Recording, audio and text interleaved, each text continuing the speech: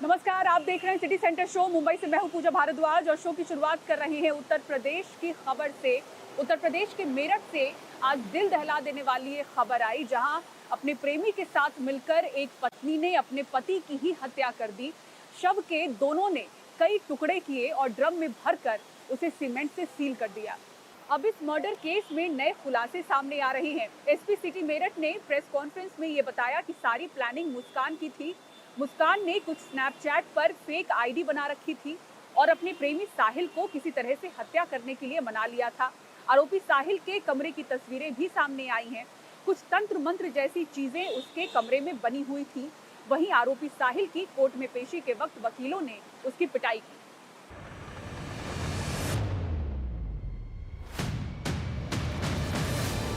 18 को उसने हमारे सामने आके बताया है कि मम्मी ऐसे ऐसे हमने सौरभ को मार दिया है, कि सौरभ इससे ब्लाइंड लव करता था, लड़की ही बदतमीज थी हमारी। लड़की ही बदतमीज थी हमारी। वारदात की पूरी कहानी को समझने से पहले एक एक किरदार को पहचान लीजिए। ये हैं कविता रस्तोगी। कि सौरभ इससे ब्लाइंड लव करता था, लड़की ही बदतमीज थी हमारी।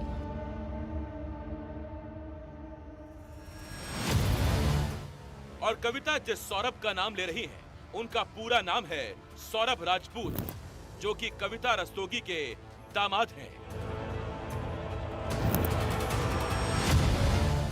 सौरभ की हत्या हो गई है और हत्यारा कोई और नहीं, सौरभ की बीवी ही है, जिसका नाम है मुस्कान। वारदात में एक और किरदार है, जिसका नाम है साहिल। साहिल मुस्कान का प्रेमी है। आरोप है कि पति की हत्या के लिए मुस्कान ने अपने प्रेमी साहिल की भी मदद ली है। बदतमीज लड़का साहिल उसे नशे करवा रहा है। इनकी फांसी होनी चाहिए।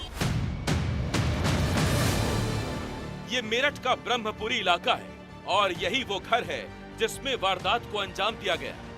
फिलहाल पुलिस ने इस मकान में ताला लगा दिया है।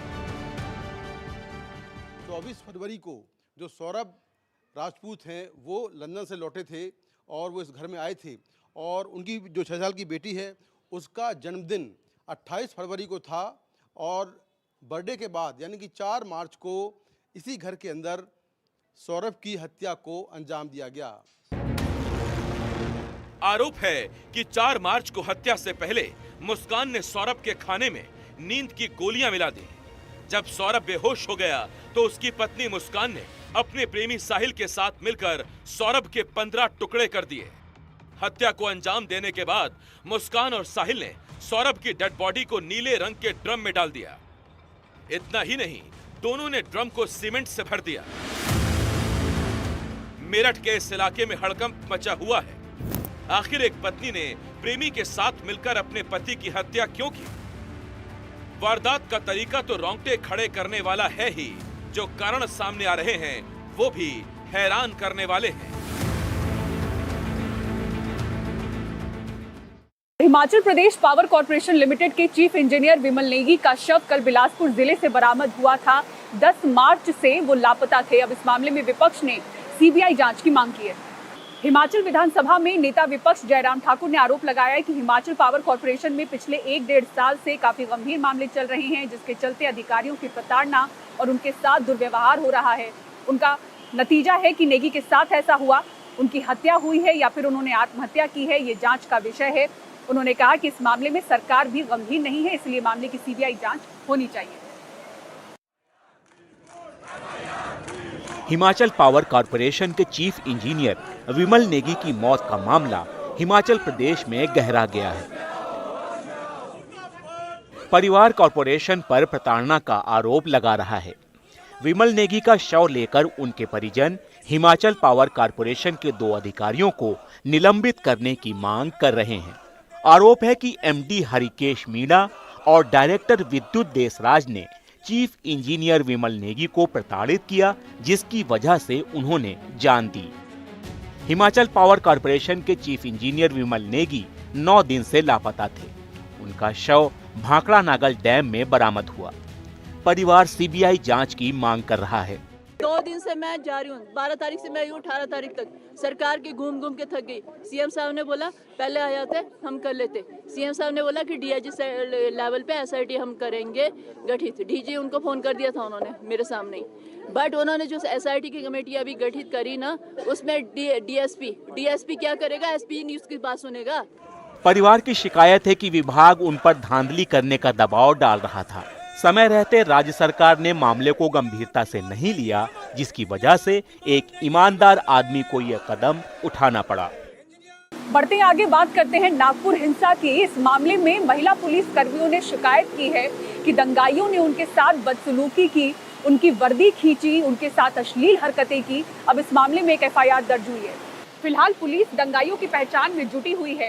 एफआईआर में महिला पुलिस कर्मियों से बदसलूकी का जिक्र किया गया है। अब इस पर महाराष्ट्र के मंत्री योगेश कदम ने कहा है कि महिला पुलिस कर्मियों से जिसने भी छेड़छाड़ की है उसे छोड़ा नहीं जाएगा। और अगली खबर कर्नाटक से। कर्नाटक के उडुपी में एक महिला को बांधकर पीटा गया। उसकी पिटाई करने वाले लोगों का कहना था कि महिला ने मछली चुराई है। महिला को पीटने वाले 4 लोगों को गिरफ्तार किया गया है। पेड़ से बांधकर महिला की पिटाई करते ये लोग महिला पर मछली चुराने का आरोप लगा रहे हैं। जब ये वीडियो वायरल हुआ तो सीएम सिद्धरमैया ने पुलिस को इस घटना के लिए जिम्मेदार लोगों के खिलाफ सख्त कार्रवाई करने का निर्देश दिया। सीएम ने कहा कि चाहे कारण कुछ भी हो, इस तरह से महिला को बांधकर पीटना न केवल अमानवीय है बल्कि ये गंभीर अपराध भी है। कर्नाटक जैसे सांस्कृतिक रूप से समृद्ध राज्य में इस तरह का असभ्य व्यवहार शोभा नहीं देता। पुलिस ने कई धाराओं के तहत मामला दर्ज किया है और इस मामले में 4 की गिरफ्तारी हुई है।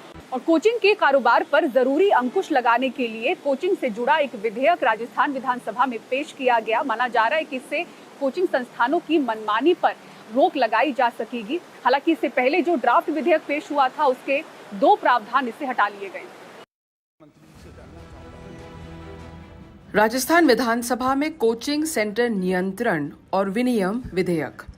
इसके पीछे सरकार की मंशा ये है कि कोचिंग में पढ़ रहे बच्चों का तनाव कम हो और छात्रों में आत्महत्या की प्रवृत्ति न पैदा हो।